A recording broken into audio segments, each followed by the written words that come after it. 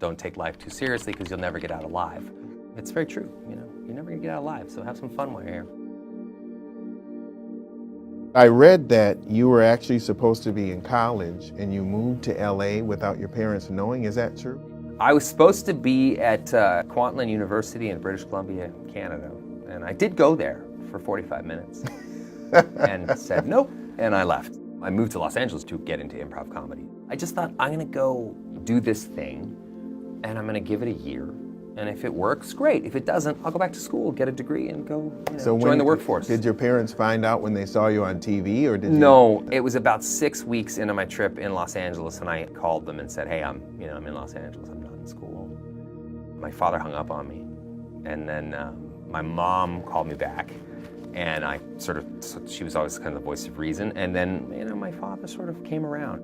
I eventually ran out of money, so I just asked an agency to meet with me, and I called about 10 of them, and then I finally got my foot in the door with one really small agency, and I bullshitted them. I just said, if you send me out on 5 auditions, I don't care what they are, what they're for, I promise you'll come back with one. And somehow I got the 4th one. I got a sitcom, which was probably still the best job I've ever had because it was...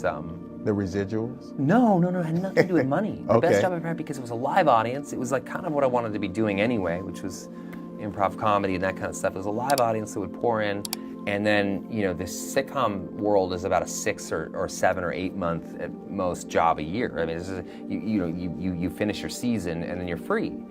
So I loved it because I would just go travel. I would go backpacking all over the world, and I would do all these sort of things. I think I really spent that money that I made wisely at the time. I got to see the world and have experiences. So everything that happened to me is sort of in aggregate kind of way. It was very sort of slow and steady. So I'm grateful for that kind of momentum being very, very sort of snail's pace as opposed to like a rocket ship, because I've watched so many people in this industry come and go in various tragic ways and that sort of thing. And fame is a weird animal to deal with, I think, for anybody. So for me, it happened so slowly that it's sort of like getting into a bath over the course of a year.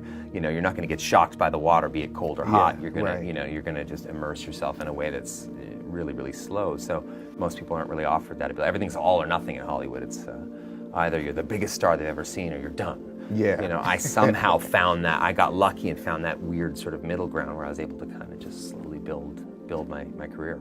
When you envisioned your life as an adult, was acting the thing that you wanted to do, or was there another career at 5 or 6 years old that you thought about? No, I mean, I always thought I'd end up in law enforcement, like my family. So I didn't imagine that acting was a way to get out of the house. It wasn't really like a passion when I was a kid. It was something that I was already doing at home, to survive. So you kind of, I noticed when I was a kid, making people laugh was a great self-defense mechanism. It really helped me kind of navigate my way through my own home. It was a means to an end. It was just a way to get out of the house, and I could act. I didn't necessarily want to. I just knew I could.